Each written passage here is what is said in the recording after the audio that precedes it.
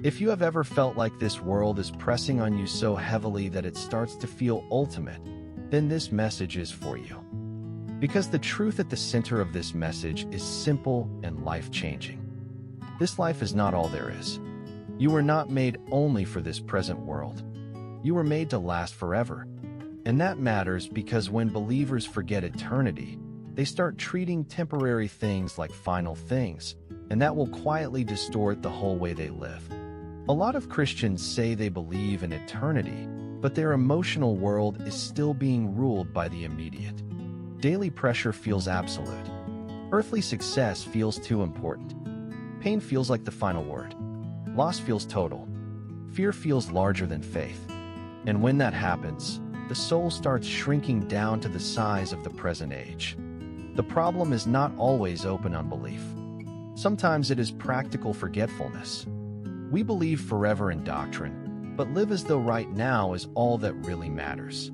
So in this message, we are going to walk through why human beings carry an instinct for eternity, why death is not the end of the person, why short-term living damages spiritual clarity, and how eternal perspective changes the way a believer handles priorities, pain, values, and daily life.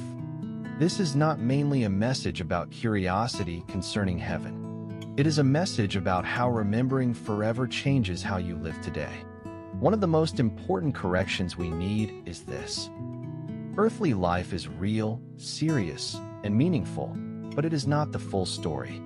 It is not the destination. It is preparation. It is the opening movement, not the final one.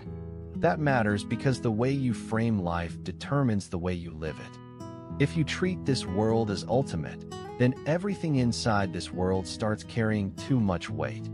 Success becomes too controlling. Loss becomes too crushing. Suffering becomes too confusing. Delay becomes too intolerable. You begin asking temporary things to do what they were never meant to do. But when this life is seen as preparation rather than completion, everything begins to fall into better proportion. There is something in the human heart that reaches beyond the visible world. People instinctively sense that death should not be the final end.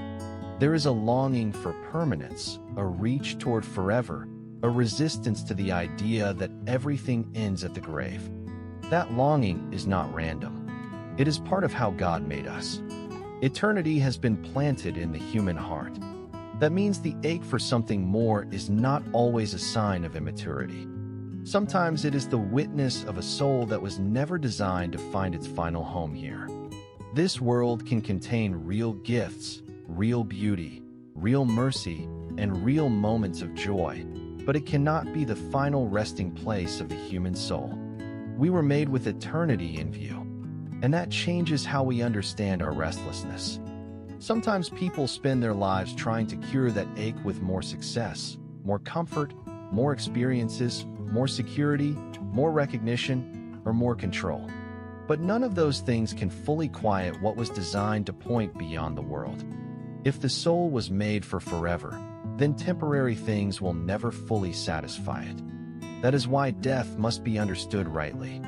The body is temporary, but the person does not cease when the body fails. Death is not annihilation. It is transition. It is the end of earthly life, but not the end of you.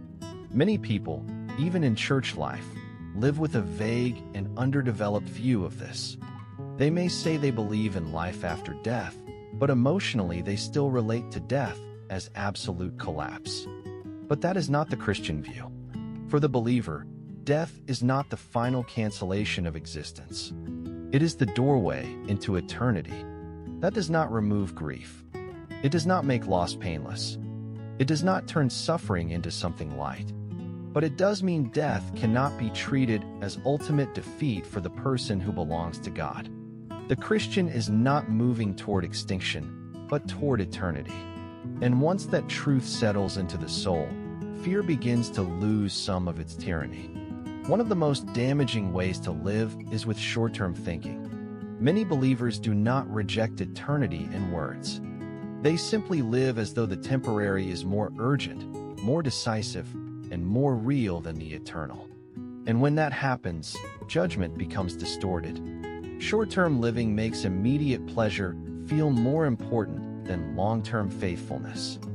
It makes trends feel weightier than truth. It makes visible reward feel more persuasive than unseen glory. It makes a bad week feel like a ruined life. It makes present success feel like a final verdict. All of that happens because eternity has slipped out of view. That is why believers can become so emotionally overruled by temporary things. When forever is forgotten, now becomes inflated. The present age grows too large in the imagination. Earthly concerns begin to dominate the soul beyond their proper proportion. And that is why eternal perspective is not optional Christian decoration. It is spiritual alignment.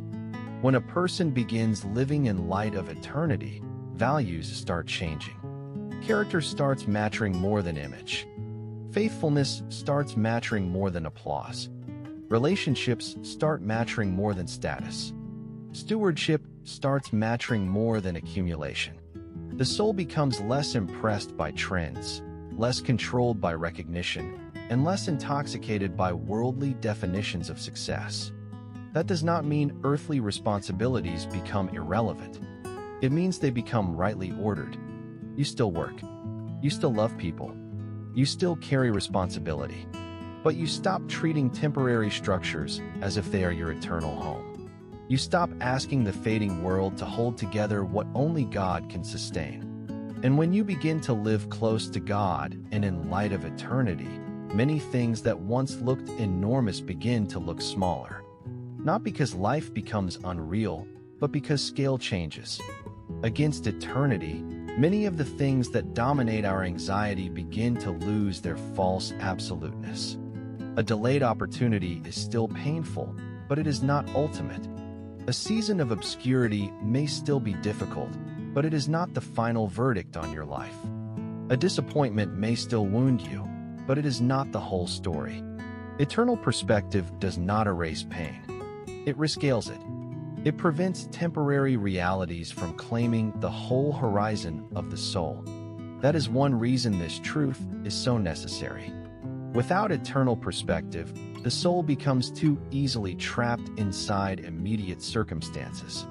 Everything is interpreted at ground level. But faith lifts the eyes. It remembers that the visible moment is not the complete account of reality. And this does not mean Christians are meant to become detached from real life. Eternal perspective is not escapism. It does not make obedience smaller. It makes it weightier. If this life is preparation, then what happens here matters deeply. Choices matter. Character matters. Trust matters. Endurance matters. Love matters. Faithfulness in the unseen matters. So this world is not meaningless. It is just not ultimate. And unless those two truths are held together, people drift into one of two errors. Either they become worldly and treat this life as everything, or they become vague and fail to take present faithfulness seriously. Christian maturity requires both seriousness about the present and subordination of the present to eternity. That is what makes this truth so powerful. It holds comfort and seriousness together. There is comfort because the believer was made for more than the grave. There is an eternal home. There is a future with God beyond the limits of what present language can fully describe. That gives hope to the weary heart. But there is also seriousness, because if this life is preparation for eternity, then how you live now matters profoundly. Time is not random. Opportunities are not random. Faithfulness is not random. You are not drifting through meaningless days. You are being formed, tested, and prepared. So the burden of this message is not merely to know that eternity exists. It is to let eternity govern the shape of present living. That means you stop treating earthly life as though it must carry all your identity, all your security, all your meaning, and all your hope. It cannot carry that load. This world is too temporary to hold your soul together. It means you begin asking harder questions. Am I living for what lasts, or just reacting to what is urgent? Am I investing my energy into what will matter before God, or only into what feels impressive now? Am I building my life around faithfulness or around comfort inside a temporary world? It means pain is no longer interpreted as final. Success is no longer treated as ultimate. Delay is no longer allowed to destroy hope. Death is no longer viewed as the end of the story for the believer. Eternal perspective does not solve every emotion in a moment, but it does begin to retrain the soul. So the central truth here is simple to say, but life-changing to actually live. This life is not all there is. You were made to last forever. And if that is true, then this present life must be approached differently. Not casually, not fearfully, not as though it were ultimate, but as preparation, as stewardship, as the beginning, not the end. When a believer remembers that, values change. Priorities change. The grip of temporary things loosens. The fear of death weakens. The meaning of faithfulness deepens. And the soul begins to live with a steadier kind of hope. Because the person who remembers forever will not be as easily ruled by what is fading now.